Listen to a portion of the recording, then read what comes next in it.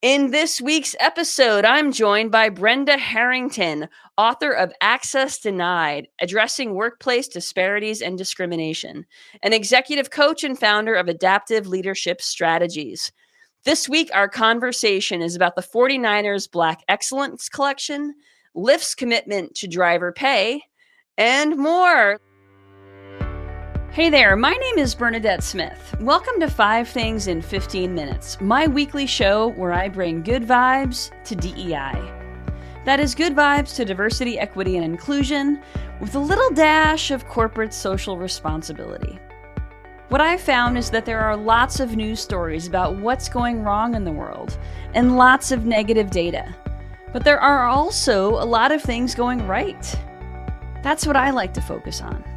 I search for DEI stories that we can be inspired by and learn from. My hope is to inspire you to experiment with some of these inclusive actions and policies within your own organization to help you build a more inclusive world.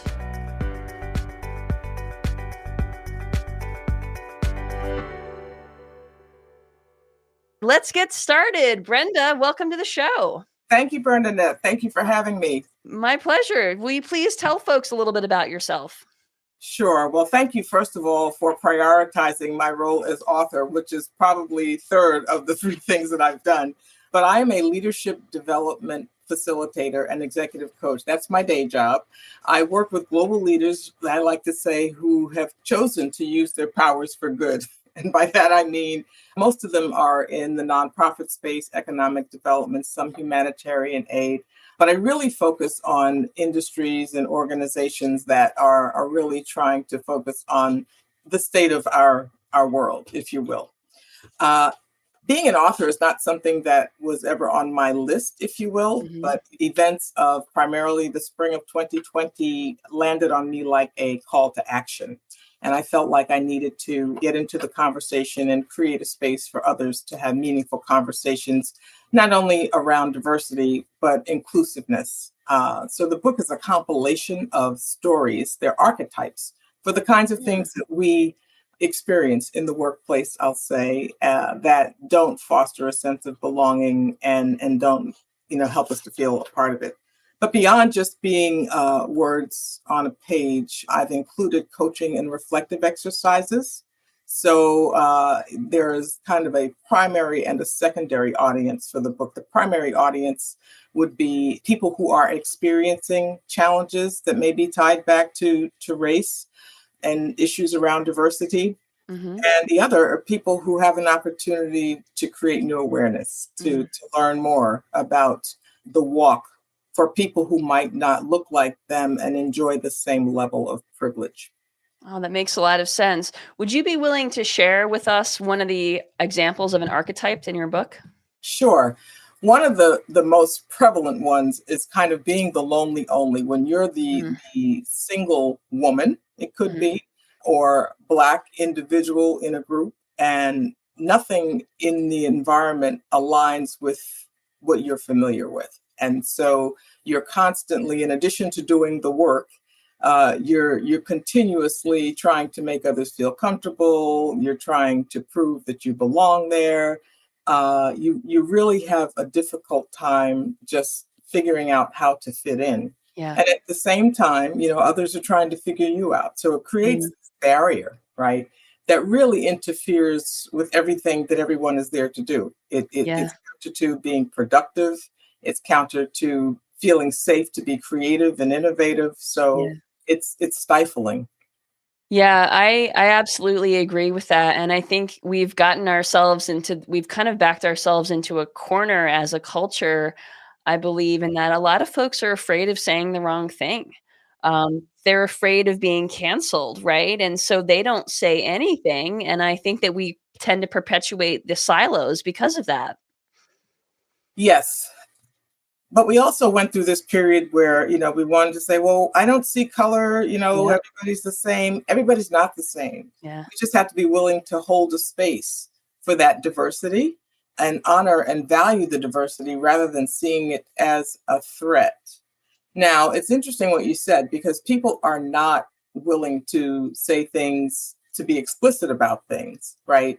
But those same things, I call these the veiled discriminators, can be used in a very damaging way, behind the scenes, if you will. Sure.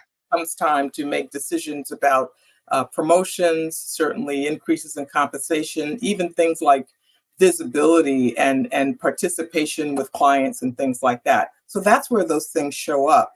But the person or people impacted are never aware of it. So there's never any constructive Mm, approach to helping people move forward. right. So I'm going to try to come up with an example and you let me know if I heard you right. So, an example could potentially be a Black woman perceived as being angry, even though she's assertive, and that double standard would not apply to someone else, but she's not given feedback and then she's just not promoted. Is that an example that would make sense? It's a good example. Yes. Okay. Yes. And whether it's around attitude, demeanor, it doesn't have to be anger necessarily, but well, I Mhm. don't think she's the right person.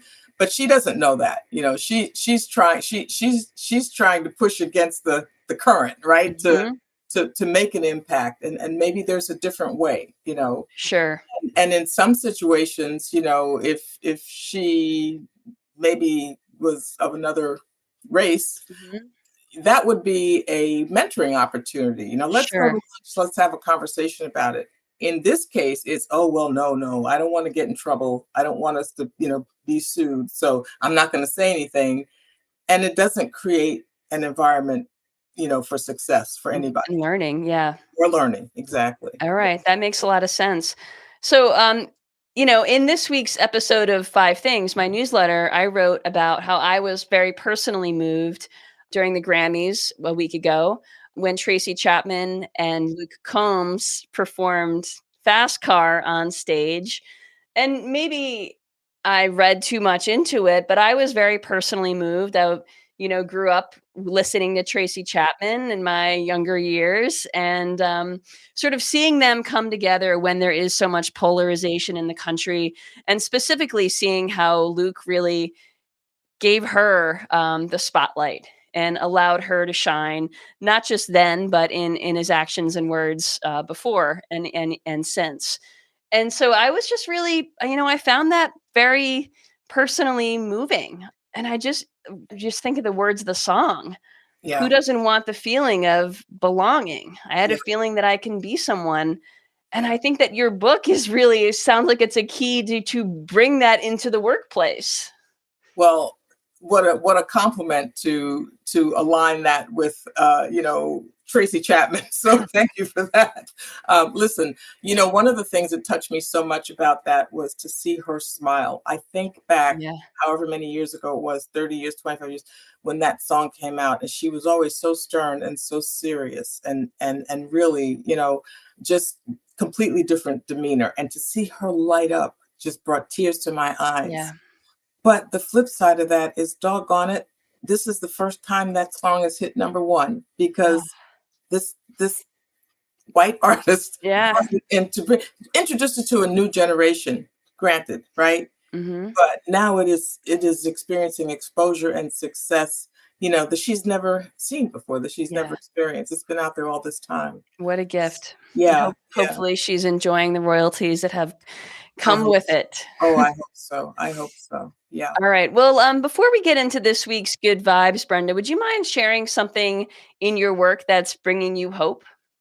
You know, Conversations like this and the work that you're doing and your commitment to just throwing back the covers brings me hope. And I don't mean that to be, cliche or in any way patronizing. I'm being very sincere. Thank you. When I hear guests like the gentleman that you interviewed a couple of weeks ago talking about accountability in the workplace around diversity and inclusion, those kinds of things give me hope. The last few years have not been pretty. We had this broad swing in one direction after the spring of 2020, and it seemed like there was this resounding response to all the things that were happening, and people were getting on the bandwagon, if you will. But what became the reality very quickly after that is that a lot of that was box checking, Yeah. and it's gotten lost. It's kind of died on the vine.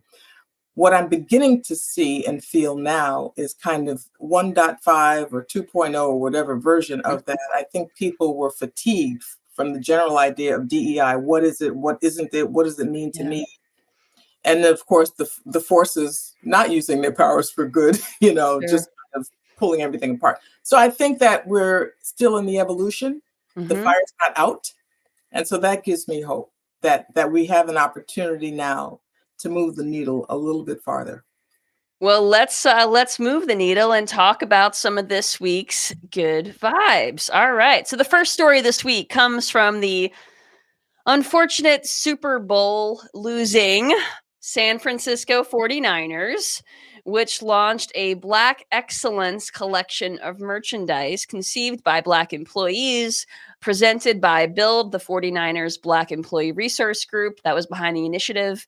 And what I love about this is they acknowledge that the Black style has been appropriated, which in turn silences Black voices. And this collection is in direct opposition to that. And I think that's a pretty powerful statement. It is a powerful statement, and I want to give a nod to, I think the gentleman's name is Jonathan Carroll, who led this effort. He's one of the lead designers. You know, especially in the last 3 or 4 years, my goodness, some of the images and the things that have been released almost make Black people look like caricatures, right? I am involved in some fairly large initiatives for minority leaders. And I say, when I look at the materials even that are presented, it's almost, they find the most extreme, in some cases, just outrageous images to use in the content and things like that. So I'm glad to hear that this has been informed by people who understand who we are and really embrace our diversity, within the Black community in so many different ways. It doesn't all look like one thing or the other. As opposed to Walmart's Juneteenth ice cream. Is that what? Oh my goodness. Yes. Now you're going to make me pass out. All right. The second story this week comes from Kellogg School of Management, which is partnering with Jenny Just, founder of Power Poker, which has a mission to teach 1 million women plus poker to build women's empowerment, proving that skills honed at the poker table are the same ones needed for success in the business world. So this is an app. Anyone can play the Power Poker app. No money or gambling required. But now it is a course at Kellogg School of Management at Northwestern here in Chicago. I think this is very cool because a lot of women and underrepresented folks have imposter syndrome, and this can actually help with that in a fun way. Absolutely. Metaphors are so powerful, metaphors and stories. And anything that you can do to make the required skills more accessible, right? And help people to just build confidence, right? Yeah. If you're talking about a conversation with your senior manager or the CEO of your firm, you might not be able to approach it in the same way as if you were thinking about how you're going to strategize, around a poker table. So I think this is exceptional. It is, and I definitely I've already started playing around with the app. I could always use better negotiation skills, we're always still learning. Yes. So I think it's something everyone should check out. Yeah, for sure. All right, the third story this week comes from Lyft, which has introduced a groundbreaking minimum pay standard for drivers, ensuring that they earn 70% of rider payments weekly, which is a huge move towards equity in this gig economy. So data reveals that 15% of drivers earned less than 70% last year. There is even transparency within the app that details the breakdown. I mean, I've been with drivers who've told me that they're giving up 45% of their earnings over to Uber or Lyft, or Uber. It was specifically that driver. So this is amazing that they can earn 70%. Yeah, absolutely. And so to expand this beyond Lyft, to just look at rideshare in general, Yeah. I'm taken by the number of drivers who are single moms, who are, in groups that they're just trying to make it. right? They're Yeah. just trying to make it and getting in a few hours here and there wherever they can. One thing that has been a real eye opener to me over the last few years, just traveling, and if you happen to use Uber Eats and things like that, Hmm. those drivers, most of those are I don't have any stats, so nobody, but a lot of those that I have worked with and encountered are minority women, Hmm. and so this really does fill a significant gap, I think, and make it more meaningful as a way to augment income or just be a reliable source of income. And I think it really matters when, the federal minimum wage is still 7.25. I mean, even though states are better Yeah, generally, the opportunity to know that there's a guaranteed minimum in picking up this type of gig work, I think is so significant. absolutely, absolutely. The fourth story this week comes from m.m.lafleur, which has a ready to run initiative which loans or gifts outfits for female political candidates, which addresses a wardrobe challenge that often hinder women in politics. So women just hold 31% of statewide elective offices here in the US, and by providing these candidates, women candidates with outfits at no cost to them, it really can help bridge the confidence gap. Tailored outfits, styling advice, and more. I think this is great. I do too. And beyond the economics, I mean, why do you have to worry about, we always have to worry about, how we're showing up, right? Men Sure. can show up in the same tie with the soup on it from 2 weeks ago, and it's okay, but we can't do that. We don't have the luxury, Right. right? And so not to be preoccupied with what you're going to wear and all these things really helps you to focus on why you're there in the first place, right? So I think that's important. But the other important part about this is that to have someone really objectively focusing on the optics, I don't know that we Yeah. always know what to put on, right? Yeah. And I That's know, true. listen, let's be honest, we've all looked and said, oh no, why is she wearing that? Or what, whatever it is. He too, but Mhm. so I think that that matters. I think that that goes a long way in helping to, make connection and just have the desired image that you and impact that you want to have. Yeah, I absolutely agree. I agree. And I think that, they in the past this program dressed over 275 politicians. I mean, this is significant. I'm not sure why the program was shut down for a bit, but it's back. Yeah. And I think it can. These are the types of things that we get in our head about. We tend to overthink and then we don't do anything. Could be simply because we don't know what to wear. Like we have, there's all sorts of hidden barriers. And when I saw this initially, Bernard, I have to tell you, I just pictured, the bed with 10 piles of changes on it, right? You're trying to get out and it's just, but it's the reality. And Yeah, you still don't make the right choice. that's So right. And someone's always going to judge you regardless. no question, no question. No, I think this is great. Yeah. Yeah. Okay, the last story this week comes from Apple, which is expected to achieve equal representation of men and women directors at its next board meeting, which stands out among all major tech companies. Until now, there were twice as many men as women on the board of directors. Hopefully, we'll see a lot of other companies follow. When I first saw this, my initial response was, I have no words. But here's the thing. You know, I think it's 51% of iPhone users are female. And when you Mm, take into account other devices, it's about 66%, right? wow, So come on. It's about time. that's right. And we talk about our leadership and governance reflecting our client base. I'm glad to see it finally happening. Maybe little too late, but we're there. That's the important thing. Brenda, I would never have anything to write about if I didn't have stories that are better late than never. Because honestly, so many of the things I'm like, "Oh, finally." I know, So, I know. So I'm we glad to gotta see celebrate the wins.